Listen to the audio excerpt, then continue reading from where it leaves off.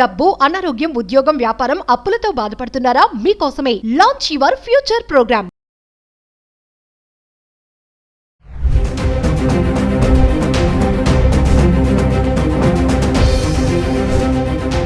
నమస్తే, welcome back to Suman T. ప్రస్తుతం మనతో పాటు ఉన్నారు ఫ్యామిలీ కౌన్సిలర్ రజనీ రామ గారు. నమస్తే మ్యామ్. నమస్తే మ్యామ్, తమిళనాడులో డౌరీ అరేంజ్మెంట్ అమ్మాయి ఒక మెసేజ్ చేసిందంట, నాన్న నా వల్ల కాదు, ఇంకా నేను చనిపోతున్నాను. వాళ్ళు ఏదైతే తల్లిదండ్రులు కట్నంగా ఇచ్చారో 70 లక్షల విలువ గల కారు, ఆ కారులోని సూసైడ్ చేసుకుంది.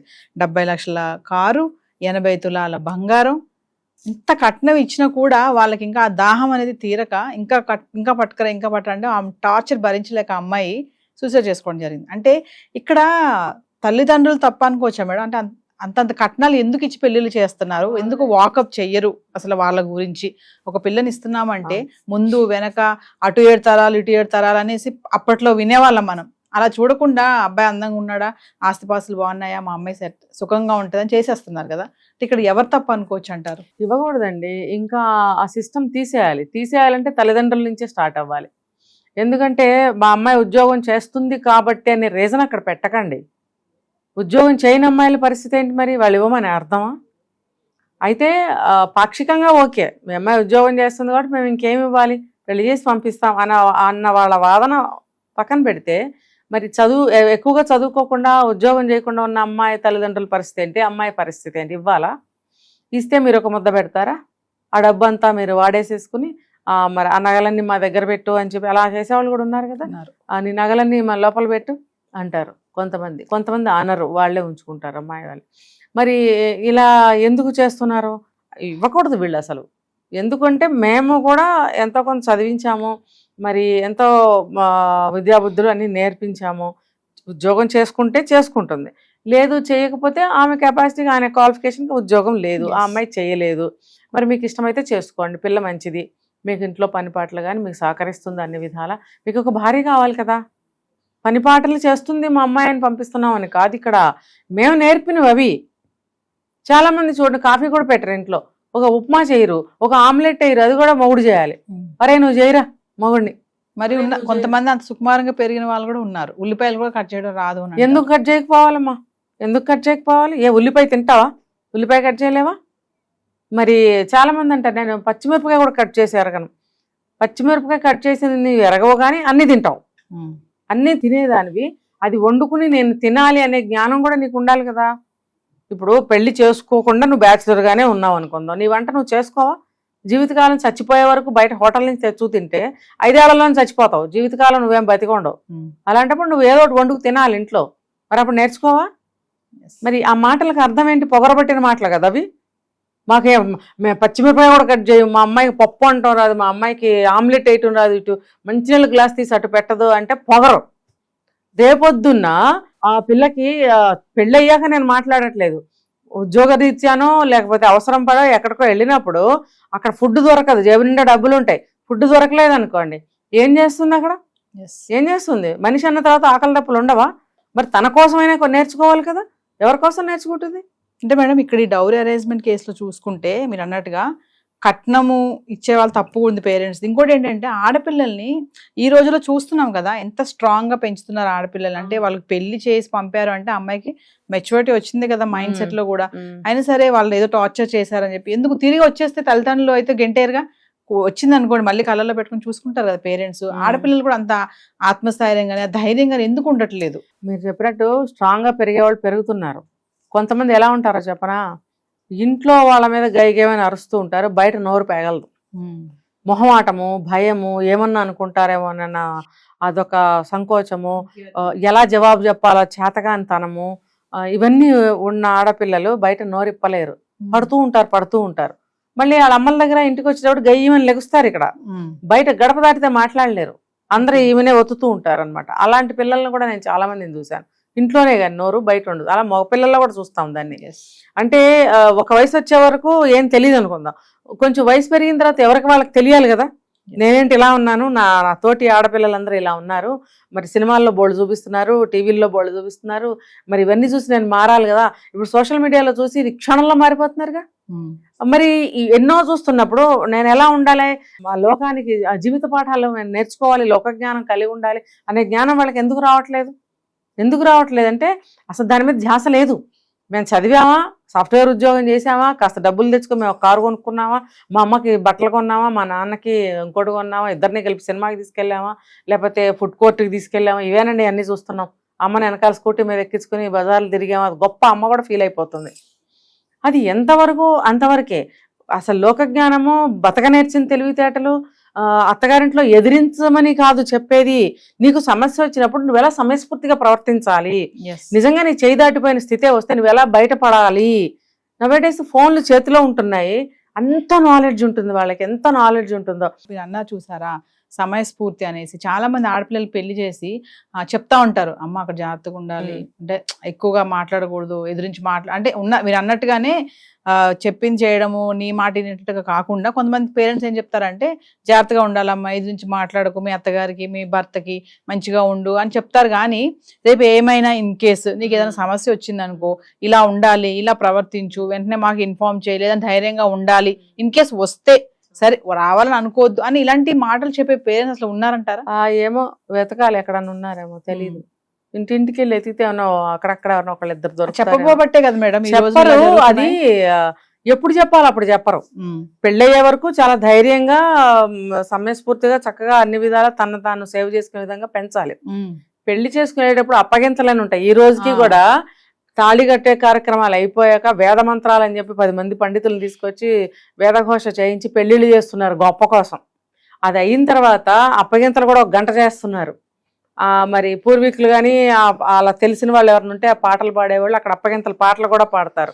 ఆ పాటల్లో అర్థం ఏంటంటే, నువ్వు అత్తగారింటికి వెళ్తున్నావు, అక్కడ అత్తను ఎదిరించొద్దు, మామని ఎదిరించొద్దు, ఆడబడుచుకి పోటీగా వెళ్ళకు, మరిదితో కొడుకులాగా బిహేవ్ చెయ్యి, అంటే తల్లిలాగా బిహేవ్ చెయ్యి, ఇవన్నీ పాటలు ఉంటాయి. ఇవన్నీ పాడతారు. అవన్నీ చెవుల్లోకి వెళ్ళవు. ఫోటోల మీద, చీరల మీద, నగల మీద. నా ఫ్రెండ్స్ ఎంతమంది వచ్చారు, నా ఫ్రెండ్స్ అందరితో విడివిడిగా ఫోటోలు దిగాము, మొగుడిని పక్కగా నెట్టేసి ఫ్రెండ్స్తో ఫోటోలు, అబ్బాయిలు కూడా అలాగే ఉన్నారు. ఇంకా వీటి మీదే కానీ అవన్నీ ఎందుకు పాడుతున్నారు, వేదాలు ఎందుకు చదువుతున్నారు, ప్రమాణాలు ఎందుకు చేయిస్తున్నారు అనే దాని మీద ఎవరు కాన్సన్ట్రేషన్ చేయట్లేదు.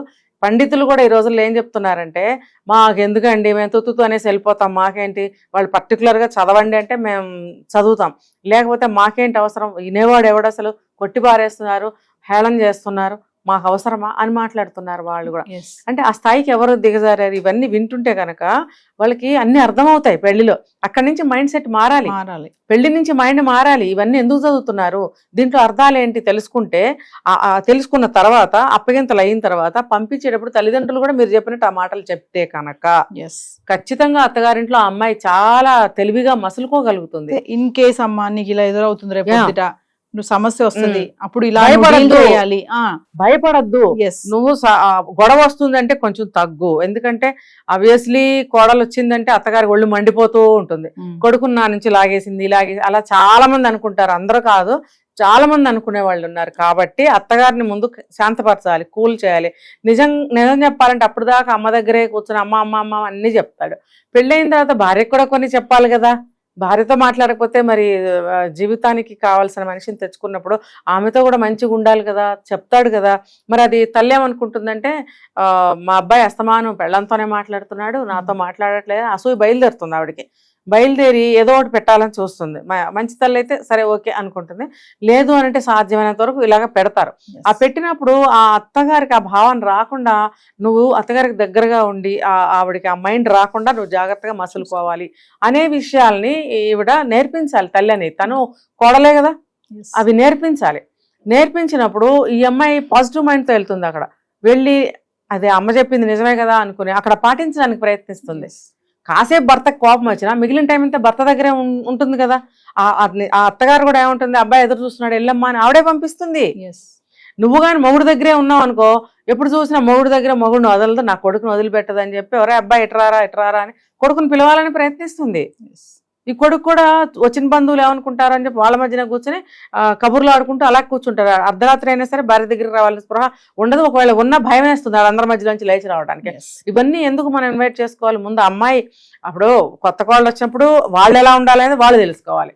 నేను అత్తగారింటికి వెళ్తున్నాను కాబట్టి నేను ఎలా ఉండాలనేది కోడలి పిల్ల కూడా తెలుసుకోవాలంటే తల్లిదండ్రులు నేర్పాలి. రెండు పక్కలా ఉండాలి ఇది. ఇప్పుడు అత్తగారు పెద్ద ఆవిడ కాబట్టి చిన్నపిల్ల కాబట్టి కొన్ని ఆవిడ నేర్పుకోవాలి. నేర్పకుండా ఈవిడేది ఇప్పుడే ముసలమ్మ అయినట్టు సమానంగా మాట్లాడితే ఆ అమ్మాయి తట్టుకోలేక ఎదురు జవాబులు చెప్తుంది. ఇవన్నీ ఎక్కడి నుంచి వస్తున్నాయి మూలాలు అనేది తెలుసుకోవాలి. ఇక్కడ మొదలవుతుంది అనమాట అత్తా కోడలికి, తర్వాత వచ్చే గొడవలు వస్తాయి. ఎందుకంటే అంత కట్నం ఇచ్చి అంత బంగారం ఇచ్చి ఇంకా ఎక్కువ తేకపోతే రెండో పెళ్లి చేసుకుంటారనేటప్పుడు అమ్మాయి భరించలేకపోయింది. అంటే ఇప్పుడు మీరు అనుకున్నట్టు, మీరు చెప్పినట్టే మేడం, చాలా మంది తల్లిదండ్రులు ఈ విషయాలన్నీ ఖచ్చితంగా ఆడపిల్లకి పెళ్లి చేసినప్పుడు ఇవి ఖచ్చితంగా చెప్పాలి. నేను ఇలా కట్నం కోరుకునే వాళ్ళందరికీ ఏం చెప్తున్నానంటే, తినటానికి గతి లేదా మీకు? జోలె పట్టుకుని అడుక్కుని తింటున్నారా? రోజు మీరు అన్నం కూర వండుకుని తింటున్నారా? జోలె పట్టుకుని అడుక్కుని ఆ స్టేజ్ ఉందా మీకు? 4 నెలలు డబ్బులు అడుక్కొచ్చి మీరు రోజు గడుపుకోవాల్సిన పరిస్థితి మీకుందా? లైఫ్ అంతా కూర్చుని మేము తినటానికి వీలుగా ఒకటేసారి అడుక్కుందాం అని చెప్పి ఆడపిల్ల తల్లిదండ్రులను అడుక్కుంటున్నారా? అంటే మీ అబ్బాయిని అమ్ముకుంటున్నారా? ఇది నేను సూటిగా ప్రశ్నిస్తున్నాను. మీ అబ్బాయిని అమ్ముకొని ఆ వచ్చిన ఆ సొమ్ముతోటి మీరు జీవితం గడపాలనుకుంటున్నారా? ఇంకొకటి, ఆ తల్లిదండ్రులు ఆడపిల్ల గల వాళ్ళు ఎవరైనా సరే ఆ డబ్బుని వాళ్ళు ఉన్నా లేకపోయినా రూపాయి కూడబెట్టి ఈ పిల్లకి బంగారం కొనాలి, చీరలు కొనాలి, లేకపోతే కట్నం ఇవ్వాలి అని చెప్పి దాచి దాచి కష్టానికి ఏమంటారంటే కన్నీళ్లు కారుస్తూ కష్టపడుతూ దాచిపెట్టిన ఆ డబ్బుల్ని మీరు ఇలా మార్చుకొని తింటారా? అది మీకు శ్రేయస్సా అని నేను అడుగుతున్నా. రెండోది, మీకు గతి లేదా? మీరు అడుక్కుని తింటున్నారా? నేను సూటిగా ప్రశ్నిస్తున్నా. మీరు అడుక్కు తినే స్టేజ్లో ఉన్నాము అని అంటే బయట భిక్ష అడిగితే ఎవరైనా పెడతారు. ఆడపిల్ల తల్లిదండ్రులని వెళ్ళి మాకు కట్నం ఇవ్వండి అని అడుక్కోకండి. ఈ విషయంలో అబ్బాయిలందరికీ కూడా నేను చెప్పేది, మీరు అమ్ముడు పోకండి. మీ తల్లిదండ్రులకు తెలియ ఆచారం ఆచారం ఆచారం సాంప్రదాయం అని అంటారు, కానీ ఆచార సాంప్రదాయాలు కూడా ఇప్పుడు అన్ని ఆచారాలు పాటిస్తే ఇవి కూడా పాటించాలి. ఏవి పాటిస్తున్నారు మీరు? తల్లిదండ్రులు చెప్పినవి ఏం వింటున్నారు మీరు? ఈ ఒక్క విషయంలో వీని కట్నం ఎందుకు తీసుకుంటున్నారు? ఇప్పుడు తర్వాత రెండో పెళ్లి అన్న మాట మీరు మాట్లాడారు ఇందాక. రెండో పెళ్లి అంటే అది ఆ అబ్బాయి మనసులో నుంచి వచ్చిందా? కానే కాదు. కోడలకు 60 ఏళ్ళు వచ్చినా 50 ఏళ్ళు వచ్చినా మా అబ్బాయికి ఇంకా అమ్మాయిని ఇస్తామని వస్తున్నారు నా అత్తల్ని నేను ఇప్పుడు తీసుకొచ్చి చూపిస్తా. నోరు కొవ్విపోయి కొడుకు 60 ఏళ్ళు 70 ఏళ్ళు వచ్చినా కూడా రెండో పెళ్లి చేస్తా అనే తల్లిని ఏం చేయాలి? అలాంటి తల్లులు మన సమాజంలో చాలా మంది ఉన్నారు. అలా భావాలు ఉంటే కొడుకులు మాట్లాడరా భార్యని? అత్తలే డైరెక్ట్గా అంటారు. అవి విని కొడుకులు కూడా మాట్లాడతారు.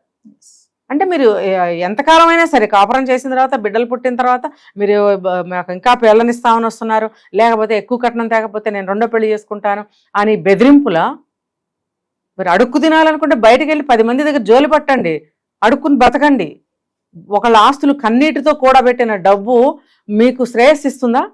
అలాంటి లక్ష్మి మీ దగ్గర నిలబడదు.